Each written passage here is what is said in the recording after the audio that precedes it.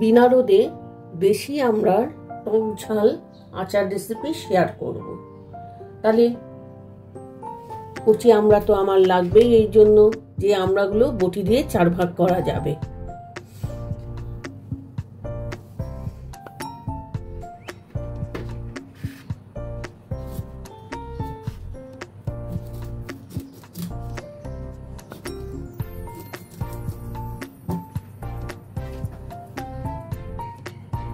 এইভাবে 4 টুকরো করে প্রত্যেকটা আমড়া কেটে নিচ্ছি।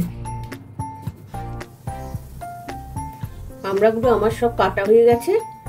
আমড়াগুলো যেহেতু কচি দেশি আমড়া দিয়ে করছি, সেহেতু খোসা থাকছে এর মধ্যে, খোসা কাটবো না। আচারের জন্য প্রথমেই আমার একটা মশলা করে নিতে হবে।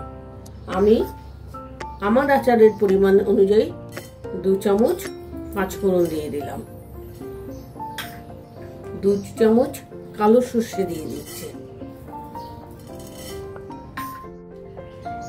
4টে শুকনো লঙ্কা, আর মৌরি দেবো 1 চামচ। মৌরিটা দিলে বেশি করে টেস্ট হয়। আমার 5 ফোড়নে মৌরি আছে, তৎসত্ত্বেও আমি 1 চামচ মৌরি দিলাম আরো।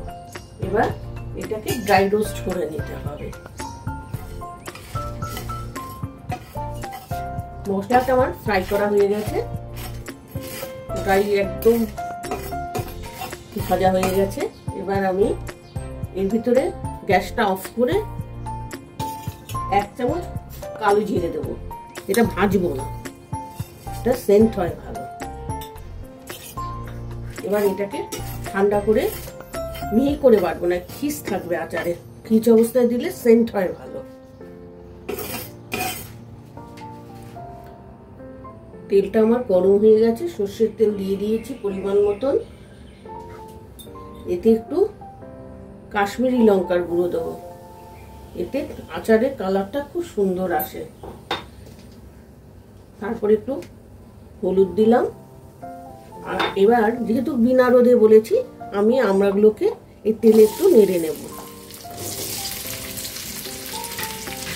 একটু নুনও দেবো পরিমাণ মতন।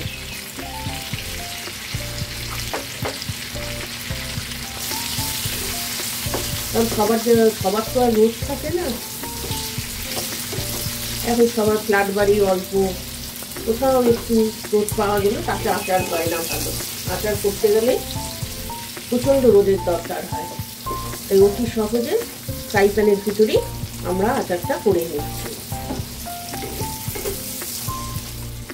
তাহলে আমার দেখুন কালারটাও চেঞ্জ হয়ে গেছে, আর এখানে দেখুন আমড়াটাও সিদ্ধ হয়ে গেছে।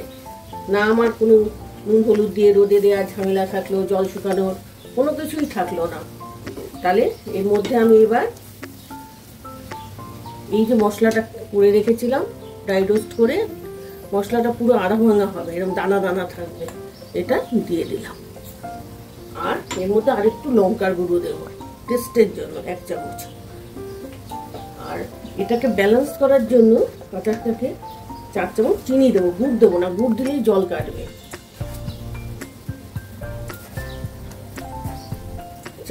4 চামচ চিনি দিলাম। এবার এটাকে আমি আরেকটু নাড়িয়ে নেব।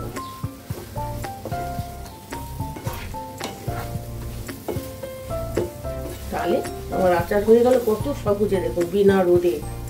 হ্যাঁ, আমার এই আমড়াগুলোও সিদ্ধ হয়ে গেছে, দেখুন কচি বলে। আর এটা পুরোটাই সিমে করবেন।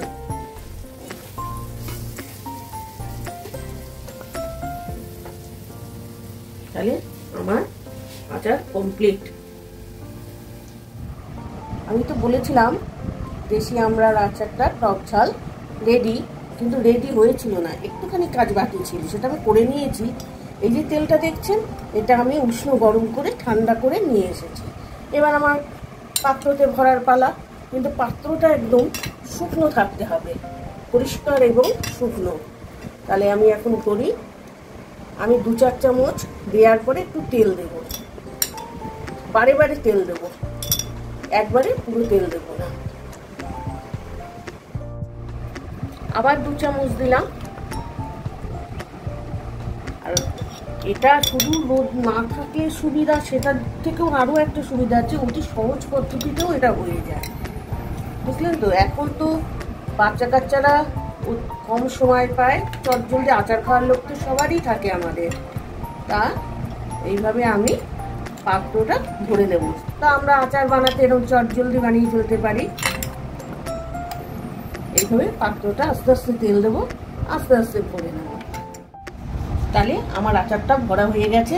কিন্তু এখানে একটা টিপস আছে, এই যে ঢাকনিটা আমার টিনের ঢাকনি, এটাকে বেশি দিন আচার রাখলে না ফুটো হয়ে যায়, সেই জন্য আমি এই মাপে কাগজ কেটে তারপরে দিয়ে রাখি, নাহলে এই টকে টকে ঢাকনিটা ফুটো হয়ে যায়।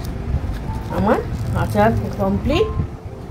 আপনাদের ভালো লাগলে লাইক, শেয়ার, কমেন্টস করবেন আর সাবস্ক্রাইব করবেন।